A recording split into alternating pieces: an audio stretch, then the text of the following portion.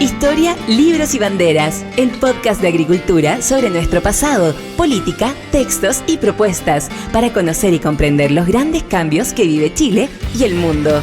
El historiador y académico Alejandro San Francisco, junto a un invitado, con una relajada pero profunda conversación, analizarán los cambios que vive hoy nuestra sociedad.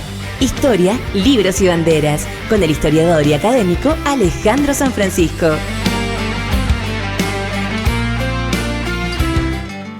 Hola, ¿cómo están? Qué gusto verlos nuevamente este 20 de mayo a puertas de uno de los hitos más importantes de la historia de Chile republicano, el 21 de mayo de 1879 en Iquique. Arturo Prat Chacón se inmoló por la patria, pero además esa jornada tiene mucha historia.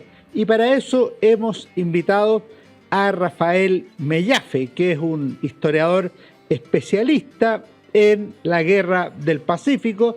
Tiene un volumen muy notable con Mauricio Pelayo al respecto. Hemos participado en el pasado en algunas empresas editoriales conjuntas, incluso con anécdotas de la Guerra del Pacífico que él ha hecho. Y hoy ha tenido el gusto de acompañarnos porque escribió hace algún tiempo un libro, 21 de mayo de 1879, Iquique y Punta Gruesa, de Legatum Editores. Yo creo que es un libro que vale la pena leer, es relativamente breve y muy bien informado. Él es miembro de la Academia de Historia Militar de Chile y la del Perú y tiene numerosos libros publicados sobre este tema que ustedes pueden consultar y leer, porque además es un gran difusor cultural. Lo hace para la gente que no somos especialistas en este tema y en ese sentido se le agradece. Muchas gracias, Rafael, por estar con nosotros en Historia, Libros y Banderas. ¿Cómo estás en primer lugar? Muchas gracias, Alejandro, por la invitación. Primero que nada, feliz de estar acá contigo y poder compartir esta pequeña visión sobre Arturo Prat y el 21 de mayo. Muchas gracias, pues. Oye, lo primero que te quería contar es una cosa. Yo aquí no nombré ningún título ni cosas que se usan habitualmente en las presentaciones, porque tú eres un historiador curioso, eres un historiador que te has hecho a ti mismo. Sí. Yo te considero un historiador, pero no tienes los estudios formales y yo leo tus libros y están muy bien documentados, están muy bien explicados. Algunos que son menos divulgativos tienen tesis sobre un tema u otro, o discuten la tesis de otros libros. Cuéntame primero cómo surgió tu interés por la historia y luego cómo te has ido haciendo historiador. A ver, mi interés por la historia parte de niño. 10 años, 11 años, mi papá me llevó a ver la película Tora, Tora, Tora y yo quedé obnubilado, así, dado vuelta. La familia de mi padre son historiadores. Mi tío Rolando Mellafe fue Premio Nacional de Historia. Entonces siempre la historia estuvo relacionada con la familia y con el quehacer diario. ¿Por qué no estudié historia? Un tema netamente familiar muy largo para explicar, pero siempre, como yo digo, el gen de la historia estuvo dentro de mí, ¿ya? Y aunque no tengo estudios formales como tal, uno siempre tiene que irse culturizando, ir estudiando lo que vas a hacer, cómo lo vas a hacer. Y me di cuenta que las ciencias sociales y la historia y las herramientas de la historia no me eran algo desconocido, como que siempre estuvieron presentes, ¿te fijas? Por tanto, no me ha costado desarrollarme en este ámbito de la investigación histórica y, como tú bien dices, de repente tesis que discuto o planteo tesis nuevas. Así que no, eso no ha sido nunca un freno. Claro, pero tú no eres solo un hombre que se ha culturizado en historia, tú eres propiamente un investigador histórico de la Guerra del Pacífico. Sí, correcto. ¿Y eso ha sido meramente autodidacta o has tenido algún maestro? No, sí, por supuesto. ¿Lo ha hecho No, por supuesto. Uno siempre tiene en estas cosas, tiene maestros. Waldo Silva fue uno de los maestros míos. Hay varios más, ¿no es cierto?, que han estado presentes, un poco guiándome por los caminos que uno tiene que seguir. Marcel Soto fue otro.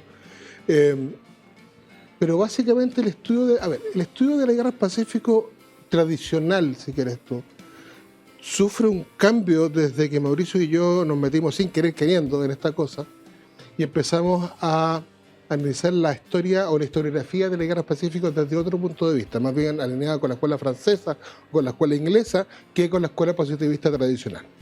Y ahí nos dimos cuenta que se nos abrió un mundo enorme de cuestionar todo, porque la historia oficial, si quieres tú, de cierta manera, está tan imbuida por factores externos que ya a esta altura del siglo XXI había que sacarlo. Entonces, empezó un reestudio completo de la historia del Pacífico y estamos dejando atrás los tambores y cornetas para centrarnos en el hombre, en el soldado, en el ser humano que fue, sus problemas, sus vivencias, sus miedos, sus fantasías, sus alegrías, ¿te fijas? Y eso... Y la historia que ustedes hicieron con Mauricio, al menos hasta donde yo la dejé en la edición de Bicentenario, llevaba como 5 ediciones.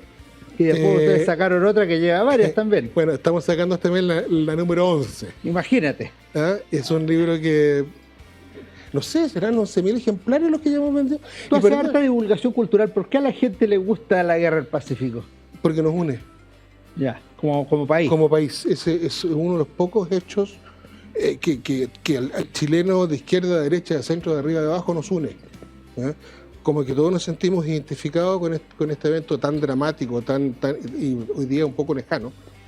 Pero es muy curioso ver cómo yo puedo tener gente de extrema izquierda, de extrema derecha, conversando en la Guerra del Pacífico como si fuesen grandes amigos, ¿te fijas? Los sacas de ahí y inmediatamente tú ves que hay un abismo entre ambos. Pero la Guerra del Pacífico es un punto de inflexión en nuestra historia. El Chile de antes de la guerra es distinto al Chile después de la guerra. Y la trascendencia de la Guerra del Pacífico lo vemos hasta el día de hoy. O sea, los ecos de la Guerra del Pacífico los tenemos hasta el día de hoy. Recordemos el caso de La Haya con Bolivia el 2018. Entonces, es un tema que tiene un nivel de actualidad que no tienen otros conflictos. Exactamente. Ahora, ¿cómo surgió específicamente este libro que nos convoca 21 de mayo de 1879, Iquique y Punta Gruesa? Yo tengo una versión que una vez la conversamos hace como 10 años para hacer una primera edición de este libro. A ver, efectivamente, nosotros hace como 10 años o quizás un poco más, conversamos de hacer 4 libros, que eran los 4 puntos de inflexión de la Guerra del Pacífico en ese periodo. Y el primero de ellos, por razones secuenciales, era Iquique. Y sacamos un libro, me acuerdo yo, sobre el tema puntual. Pero estudiando más Iquique y estudiando una visión más moderna de la historia de la Guerra del Pacífico, me di cuenta de que el combate naval de Iquique y el combate naval de Punta Gruesa es el mismo escenario, parten a la misma hora, ¿no es cierto? Terminan también más o menos a la misma hora, un poquito desfasados, suceden el mismo día. Entonces ya no estamos hablando de 2 combates separados, estamos hablando de una gran batalla, ¿te fijas? Y eso es lo que estoy planteando en el libro. Esa es una de tus tesis, porque una de tus tesis es que ya no se debe hablar de combate naval de Iquique, sino que se tiene que hablar de la batalla naval del 21 de mayo. Exactamente. ¿Por qué sería así? 2 consecuencias importantes. Tú una batalla tú la defines básicamente por la consecuencia y trascendencia que tiene dentro, ya sea del equilibrio de poder, ya sea de la importancia, o sea, un punto de inflexión. El 21 de mayo se producen 2 efectos importantes. En Punta Gruesa, la Armada del Perú pierde su 40% de su poder naval. Vamos a explicar eso luego Sí. más adelante. Perfecto. Pero 40%, o sea, muchísimo. Y segundo, la imagen de Prat, fue utilizada por la propaganda de la época, de Vicuña Maquena, Isidro Errázuriz, pero hace que el pueblo de Chile, que estaba medio ajeno a la guerra, porque la guerra estaba en el norte, Alejandro, la guerra estaba muy lejos. La guerra estaba 5 o 6 días navegando. Y la mayoría de la población vivía en el Valle Central. El 75% de la población de Chile vivía entre el Valle de la Aconcagua y Talcahuano, Claro. según el censo del año 75. Entonces, de repente, como que no solamente el pueblo o el campesino, sino que toda la sociedad completa chilena como que despertó. Dice, oye, chuta, aquí estamos en un problema, aquí hay una guerra. Y aún así hay que sumar 2 hechos que son importantes. Uno, que Carlos Conde fue David contra Goliat. O sea, el buque más pequeño, más penca de nuestra armada, se enfrentó al buque más fabuloso de la Armada del Perú y lo venció. Luego vamos a entrar en los detalles de los Y batallas. segundo, Prat es el mito griego. Él solo contra este monstruo de acero que tiraba fuego por las narices, ¿te fijas? Entonces, todo eso se fue construyendo de tal forma de que Condell se eleva a la altura gloriosa, ¿ya? Y Prat más arriba porque da el ejemplo del sacrificio sublime por la patria y por la bandera.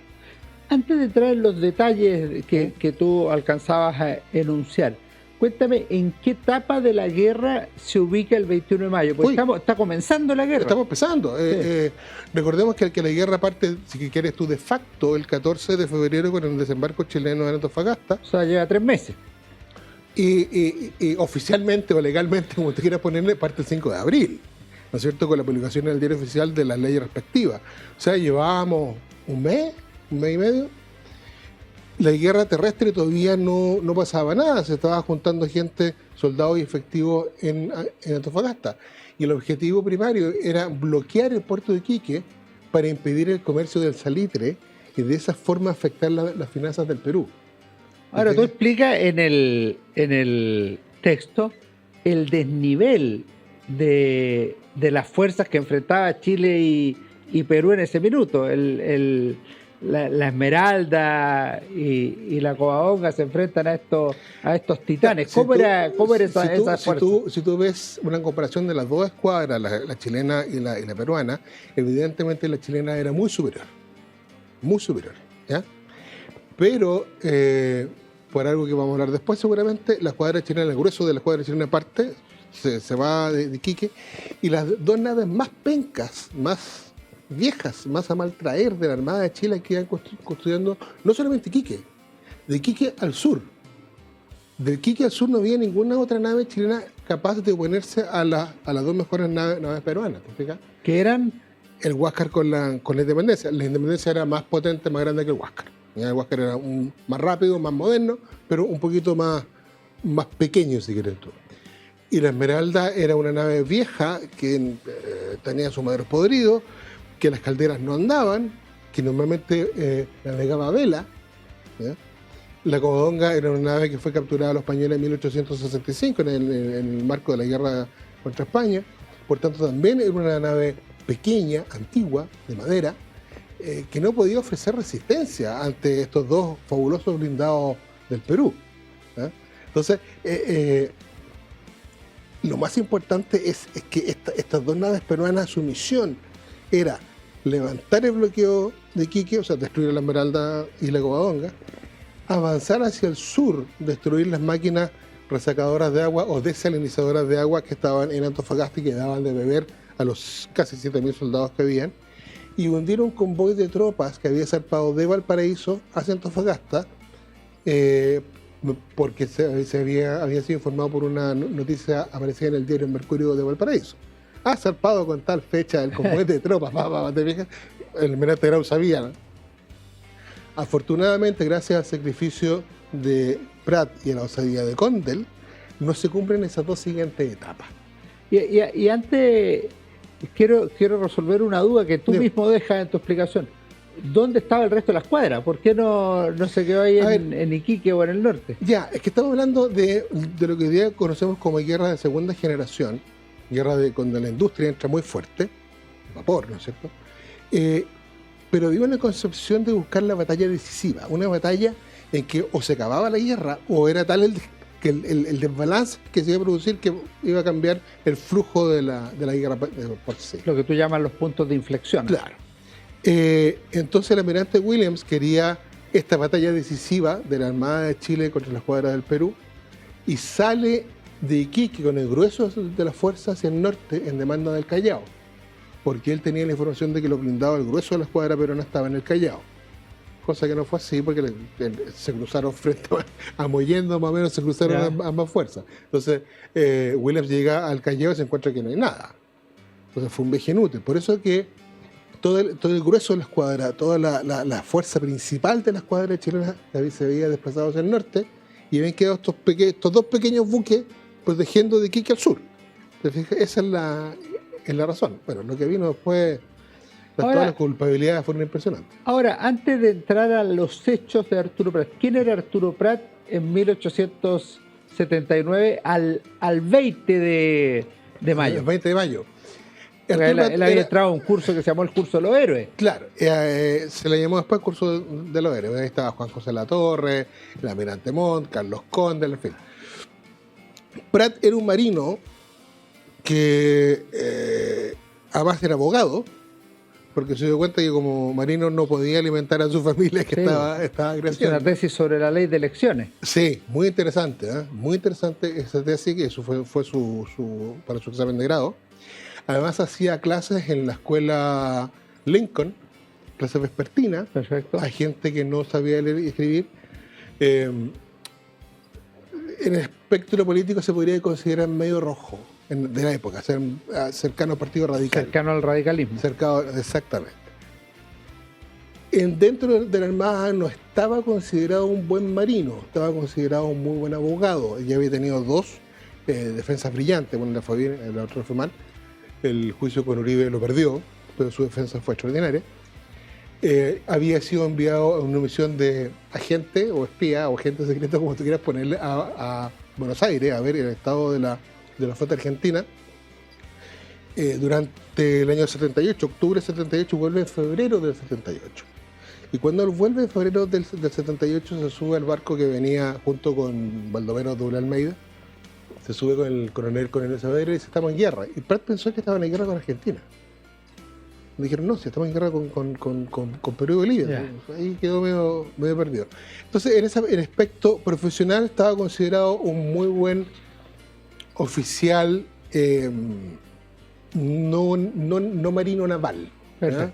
Muy buen profesor, muy buen abogado, pero no un oficial que tú lo hubieses embarcado al mando de un buque.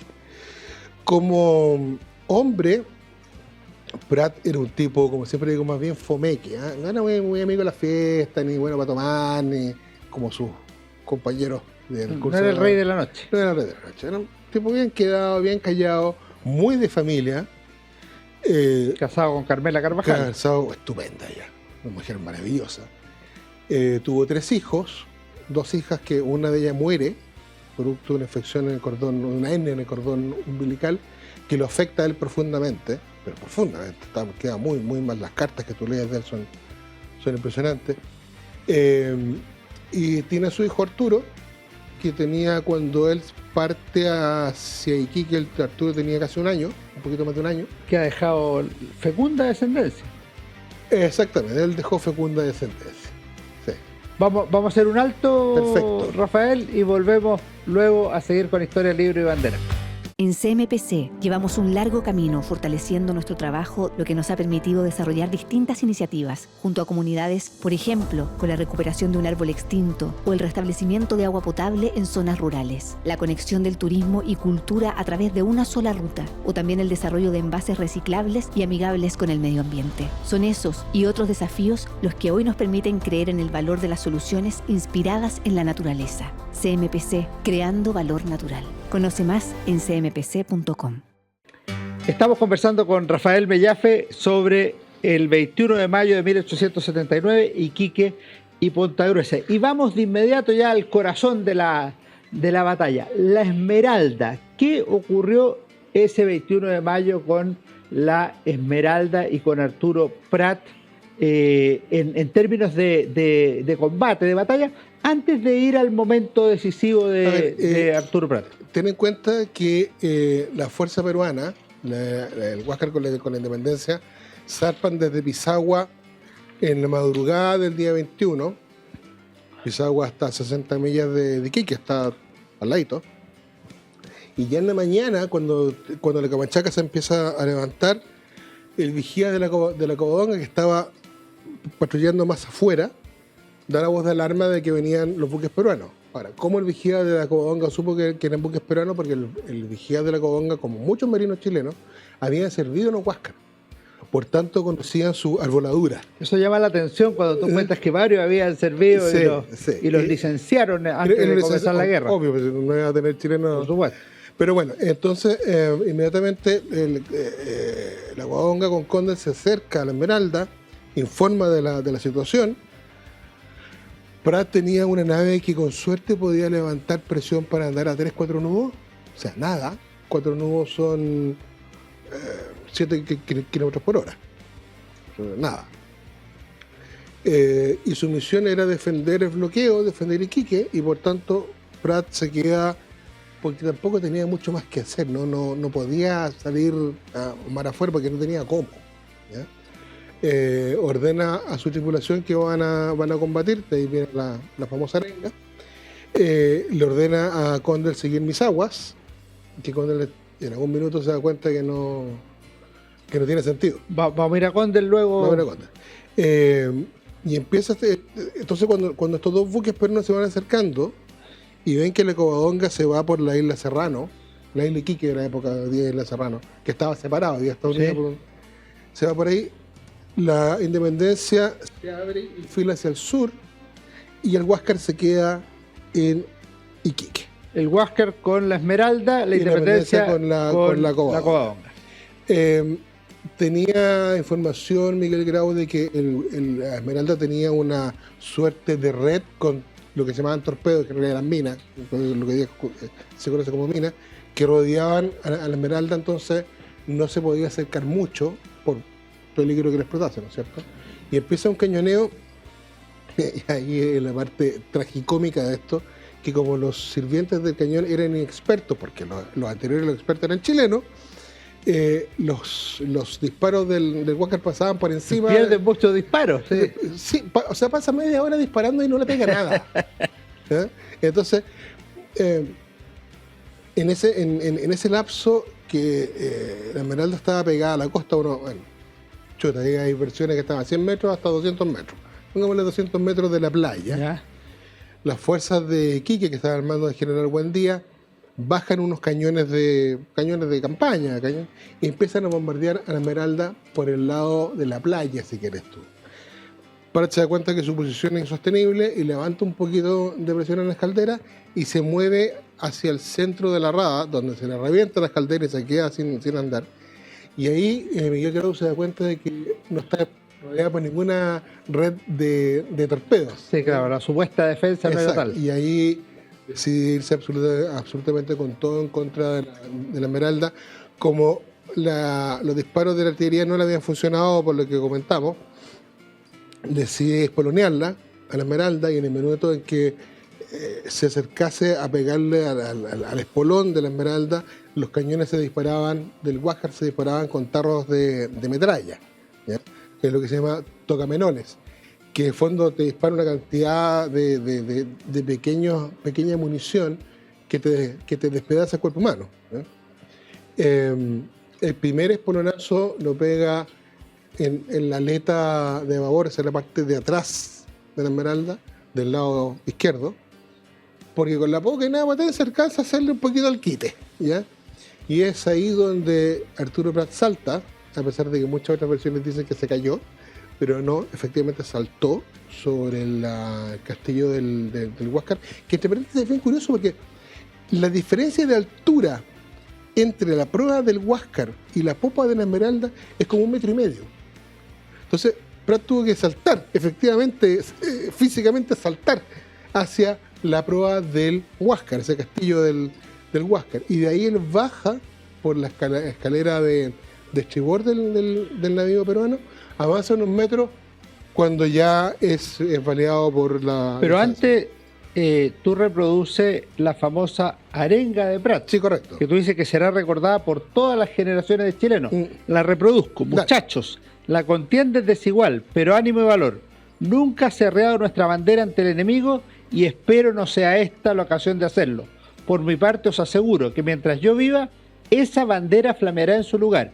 Y si yo muero, mis oficiales sabrán cumplir con su deber. Sí.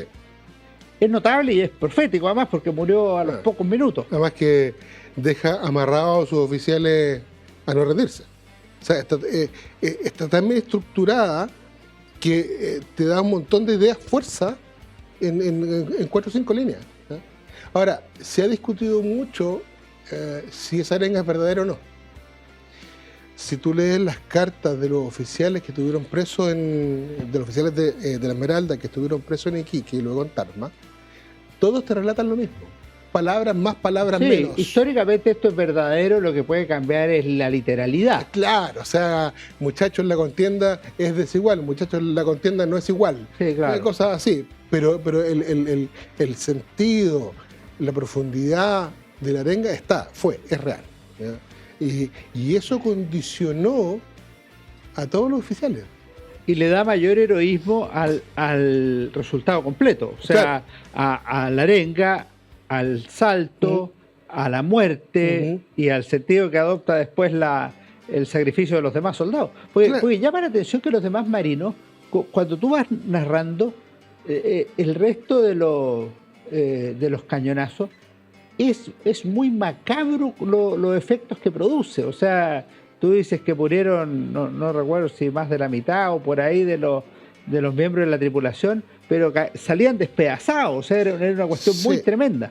Sí, lo que pasa es que imagínate que tú estás en una cubierta de un buque de madera y a 10 metros te dispara una suerte de tarro de metralla que se abre como una escopeta, si quieres tú, como un tiro de escopeta, y le va pegando a los seres humanos a la altura del dorso hacia arriba, y te lo va despedazando. Entonces, las crónicas son espantosas porque decían que la cubierta de la Esmeralda estaba resbalosa por la sangre, que habían partes de cuerpo repartidas por todos lados, que era muy difícil armar un solo cuerpo porque estaban diseminados, ¿te fijas?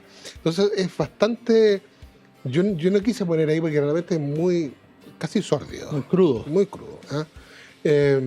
Pero para que te hagas una idea, de los 201 tripulantes de la Esmeralda que entran en combate, sobreviven solamente 47. Yeah. Entonces, no solamente murió la gente que estaba arriba, también murió la gente que estaba abajo. Está el caso de un mozo de la Esmeralda que se asoma por la escotilla para ver qué estaba pasando, ¿no es cierto? De puro curioso. Y le pararon la cabeza de una. Entonces, sí, fue bastante trágico, pero sí es la guerra. O sea, Otra suerte tuvo Condell y la Covadonga. ¿Cómo fue eso? Sí, ahí hay una... Porque Prat le había dicho que se quedara junto con la Esmeralda y Comillas desobedeció. Sí. Comillas desobedeció, pero no desobedeció. A ver. Hay una muy antigua, una orden grenadina de los tiempos de la Armada Española, te estoy hablando, que dice que el comandante de un buque es responsable por su buque y por su tripulación. Condell se da cuenta que si se quedan en la bahía de Iquique es una ratonera. O sea, contra esos dos tremendos blindados no tenían nada que hacer. Y él por sí y ante sí decide rumbear hacia el sur. Un poco para ir ganando distancia. Alguien dijo que se puede haber arrancado. Y de cierta manera puede ser así, ¿ya? Pero aprovechando su menor calado, se va muy pegado a la costa, lo cual impide que un buque tan grande como la Independencia... A ver, la Independencia desplazaba 2.800 toneladas y la Covadonga desplazaba 600. No llegaba a 1.000. Entonces, no, pues, fíjate, la diferencia entre ambas naves era abismal. Condell astutamente se va por la orilla, muy, muy pegado a la playa. La Independencia no puede hacer eso, tiene que irse más lejos. Empieza un cañoneo, de nuevo los artilleros con muy poca experiencia. Pasan así prácticamente 2 horas. Hasta que llegan a Punta Gruesa. Punta Gruesa está a unos 40 kilómetros al sur de Iquique, muy cerca del aeropuerto, del aeropuerto de Aracena. Se demoraron, como digo, unas 2 horas. Entre varias veces la Independencia intentó acercarse, cazarla, vuelta a encontrar, nunca pudo hacer nada, y eso aparentemente fue desesperando al comandante Grau. No Grau. Moore. Moore.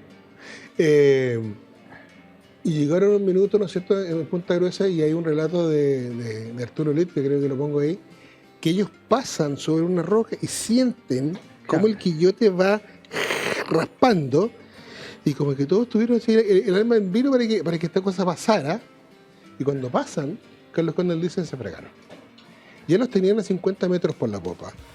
Moore lo único que quería era espolonearla porque veía que con su artillería iba a ser imposible hacer nada. Hay que inmovilizar a la Independencia. Claro. Entonces va y a toda máquina solamente yo creo que entró en una especie como de visión de túnel, porque veía la popa de la Covadonga y él quería meterle el espolón por la popa a la Covadonga y despedazarla. El problema es que cuando llegan hasta Agujas, que es Punta Gruesa, la independencia no pasa, se queda encallada, ¿no es cierto?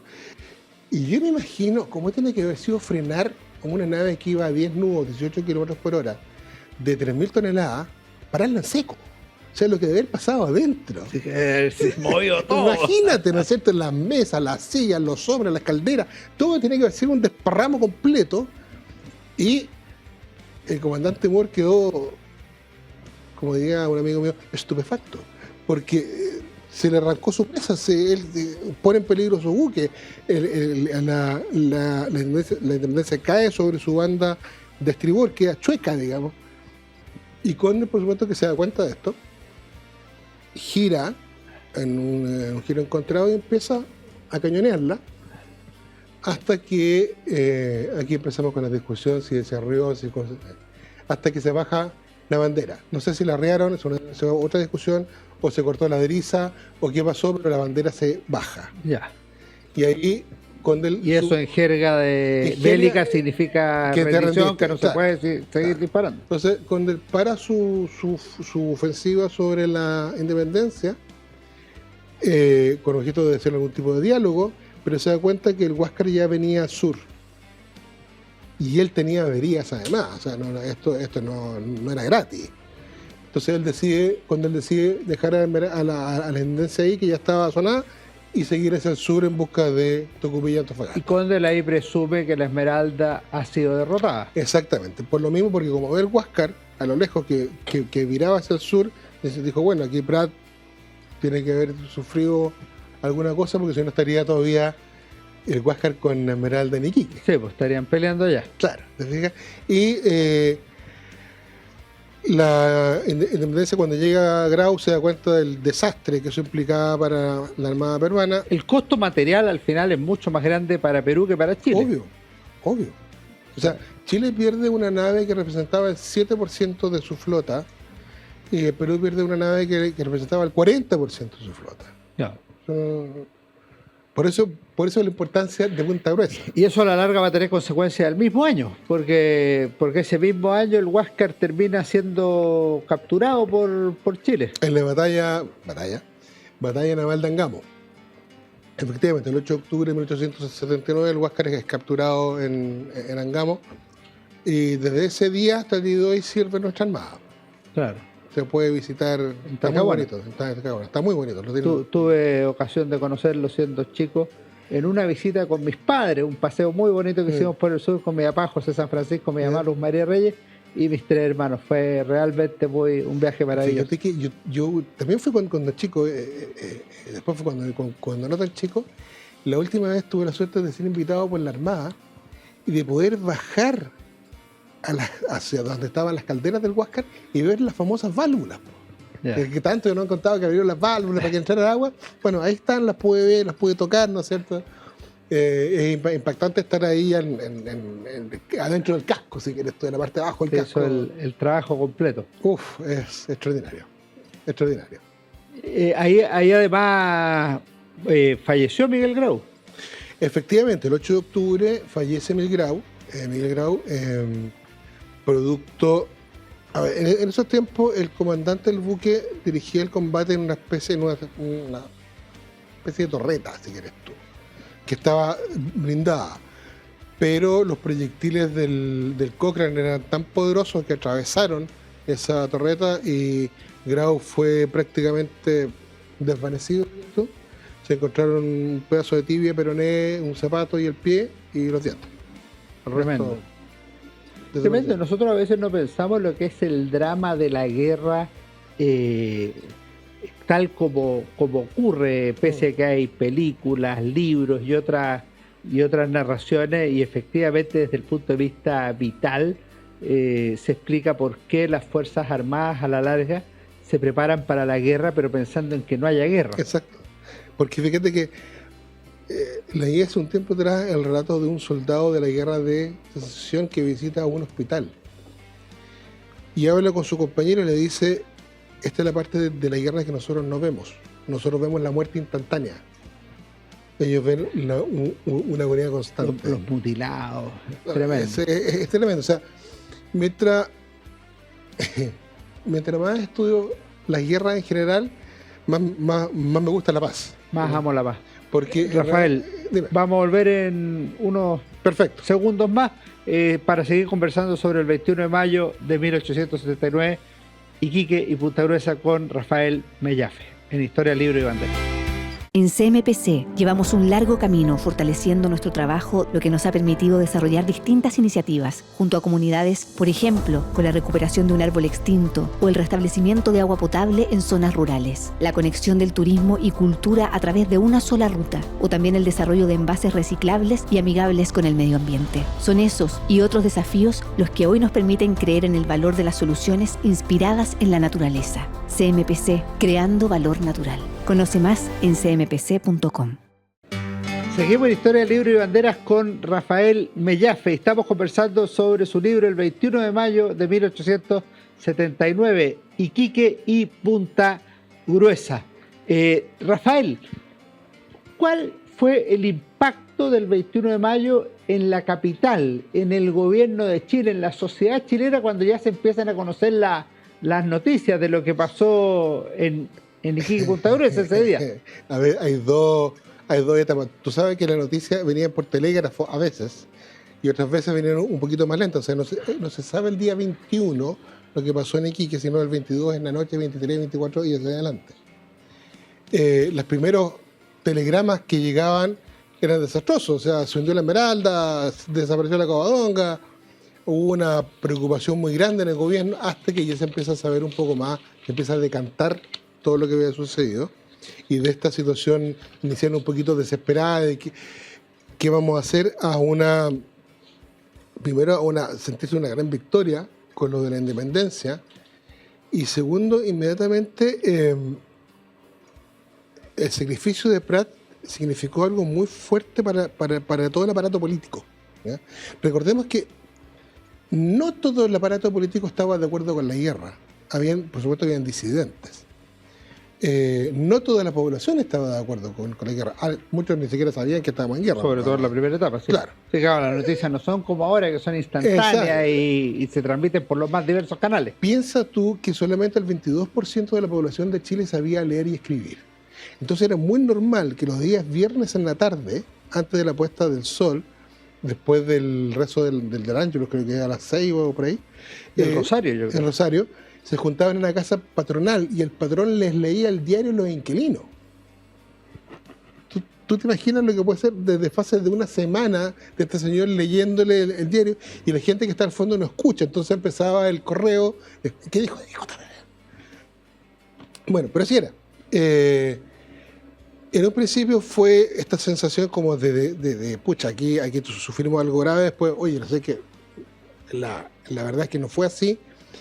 Y la información empieza a decantar primero en Santiago hacia el centro, lo que hoy día conocemos como el centro de Santiago, que era el barrio donde estaba la gente, vivía gente ahí. Y empieza a haber un montón de personas que se acercan a la moneda, porque ahí estaba la oficina central del telégrafo, para adquirir más noticias, y poco a poco se empieza a armar un gran barullo de que algo había pasado grande y que Prat había muerto, pero al mismo tiempo había muerto de forma gloriosa.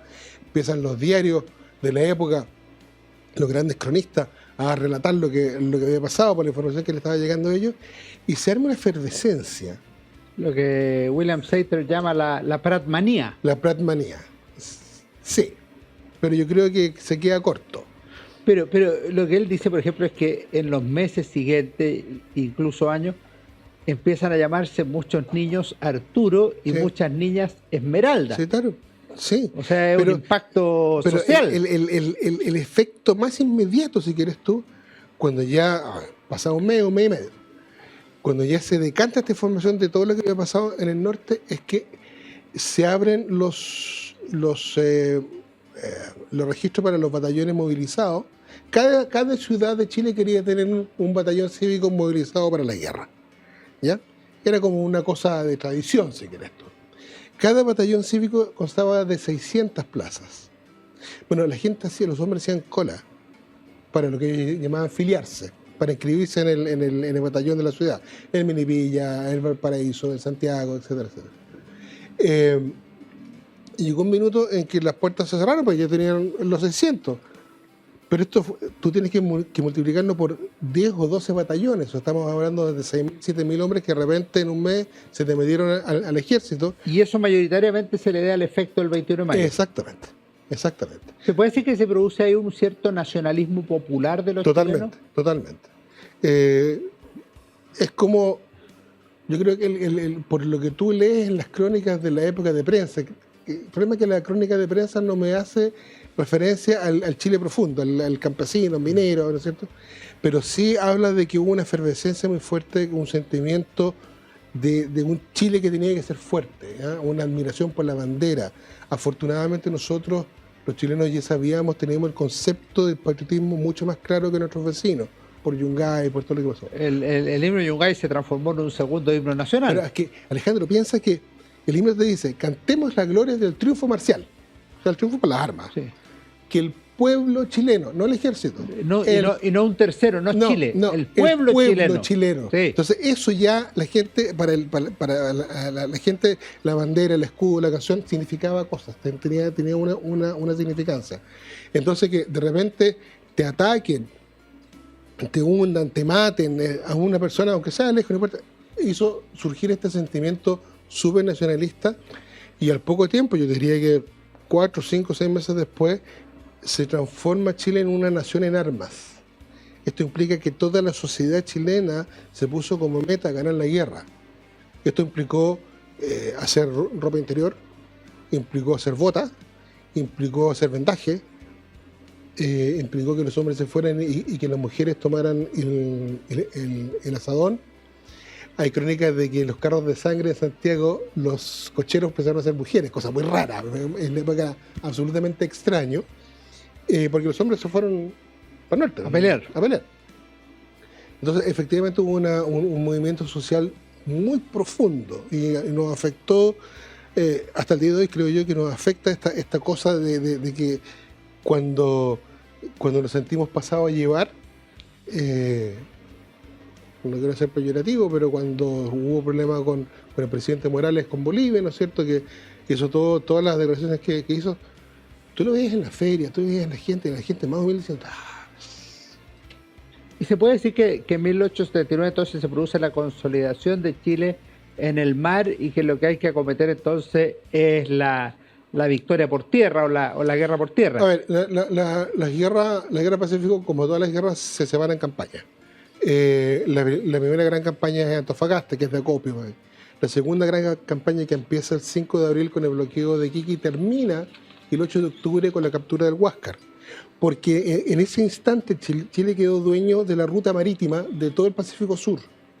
Por tanto, se puede dar inicio a la siguiente fase de la guerra, que era Tarapacá, el desembarco de Pisagua, bueno, eso otra parte de la guerra, definitivamente. Hay una parte que este libro que estamos viendo con Rafael Mellafe, un experto en la guerra del Pacífico, tiene un conjunto de documentos que son muy valiosos también para el que los quiera leer y a mí me llamó la atención uno porque lo habré leído 2, 3 veces y es realmente muy, muy bonito, que es la correspondencia entre Miguel Grau, el comandante del Huáscar, y Carmela Carvajal, la mujer de la esposa de Arturo Prat. Estamos hablando de 2 meses después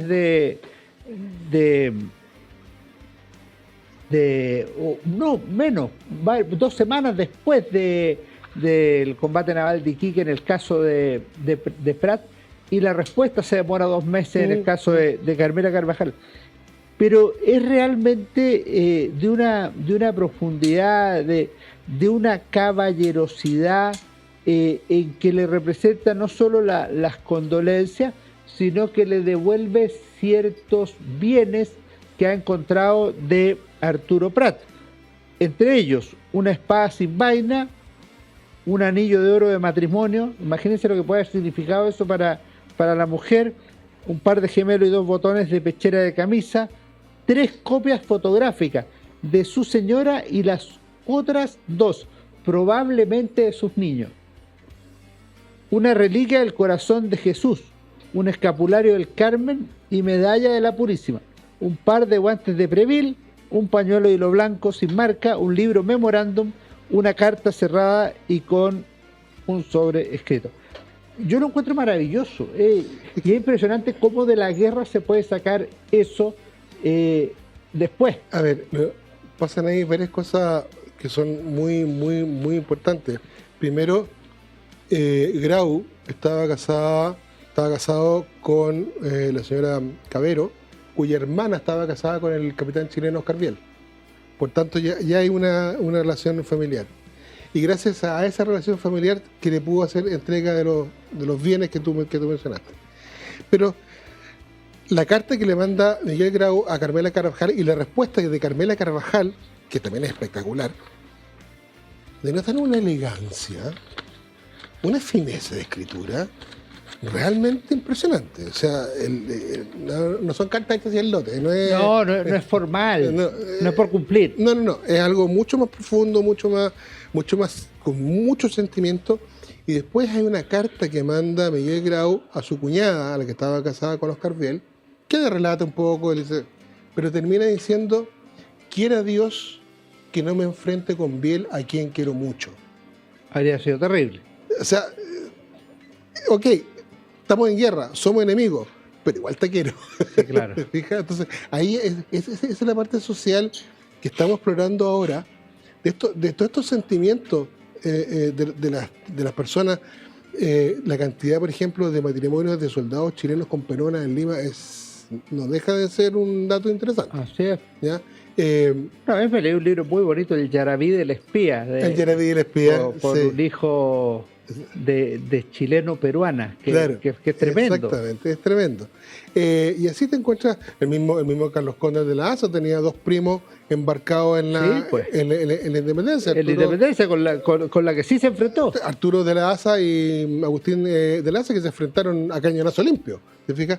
Entonces, pero toda esta cosa, a ver, de nuevo, tenemos que dejar de ver la guerra desde arriba, de ver los tambores y trompetas y acercarnos a lo que fueron los seres humanos, quiénes pelearon, por qué lucharon, cómo lo hicieron. De lo que tú has leído de la Guerra del Pacífico, ¿qué te ha gustado, te ha impresionado, te ha enseñado más? ¿Algo especial? Sé que tú has leído kilómetros, pero un par de cosas así que uno pueda saber, que tú dijeras, mira, aquí hay algo que vale la pena realmente. Vicuña Maquena es un muy buen cronista, con mucho dato, con mucha información. Además de un entusiasmo, pero... No, entusiasmo. A Vicuña Maquena tiene que sacarle el IVA porque de repente se arranca. Un porcentaje que casi claro, exactamente. Nicanor Molinar de otro, que tiene que sacarle definitivamente el IVA y algo más. Pero siempre con mucho dato, con mucha anécdota, con muchas cosas ricas en el fondo. Claro, cuando tú lees a Bulnes, que te cuenta más bien la parte política de la historia, es un historiador más de fuste, más elevado, o Machuca, que en la parte militar de la historia también es más de fuste. Pero ya la cosa cotidiana, hay varios libros. Está el libro de Arturo Benavides Santos, 6 años de vacaciones, que cuenta cómo este cabrito que parte a los 14 años vuelve a los 20. Están El rigor de la corneta, también un muy buen libro que te va contando las cosas del día a día, qué comían, qué es lo que sentían, qué es lo que hablaban. Lo que se llama la vida cotidiana. Claro. Y pasando en la misma línea, pero pasando a otro tema que le hago a todos mis entrevistados y no te vas a librar. ¿Qué recomendación de libro nos haces a la comunidad de Historia Libre y Bandera, a los auditores, a mí mismo, cosa que podamos aquí ponerla en la mesa para el que quiera tomar tu recomendación? A ver, te voy a dar 2. Yo creo que la novela histórica acerca mucho a las personas a la historia, ¿ya? Y yo tengo un novelista histórico preferido que es Ken Follett, con su libro Los Pilares de la Tierra, que es espectacular cómo se construyeron. Me lo han comentado, yo no lo he leído. Oye, cómo se construían las catedrales góticas. No, es realmente muy, muy bueno.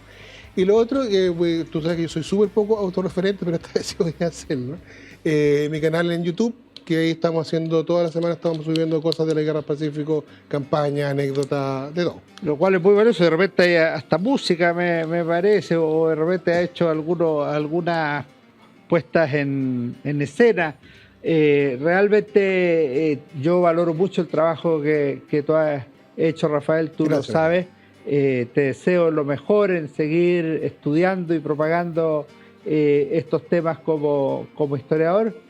Te agradezco haber venido a Historia, Libro y Por Bandera. favor, Espero gracias a que ti. tú lo hayas pasado tan bien como yo.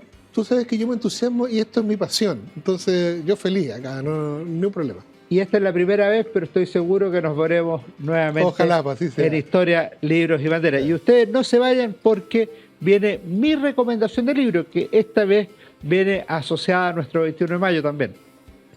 Hola, ¿cómo están? Soy Alejandro San Francisco y en Historia, Libros y Banderas esta semana tenemos una gran recomendación. Aprovechando el 21 de mayo, el libro es Arturo Prat, de Gonzalo Vial, editorial Andrés Bello. Es un libro realmente fascinante que transita sobre la vida de el héroe chileno desde su nacimiento en San Agustín de Puñal hasta la muerte heroica en Iquique, y pasa por la formación de un marino que ingresó a los 12 años a seguir la carrera de la Armada, que también fue abogado en un momento dado, que cumplió misiones diplomáticas para el Estado de Chile, una persona que cultivó las virtudes de las Fuerzas Armadas, que estuvo en un momento decisivo de la historia nacional en Iquique, al mando de la Esmeralda, enfrentando a los buques peruanos, y que en un momento clave saltó al abordaje y dio su vida por la patria. Con ello dejó un legado permanente. Lo que registra este libro es que no hay héroe que se haga en un día, sino que en toda una vida. Arturo Prat, de Gonzalo Vial, un gran libro. Nos vemos, que estén muy bien. Fue Historia, Libros y Banderas con Alejandro San Francisco.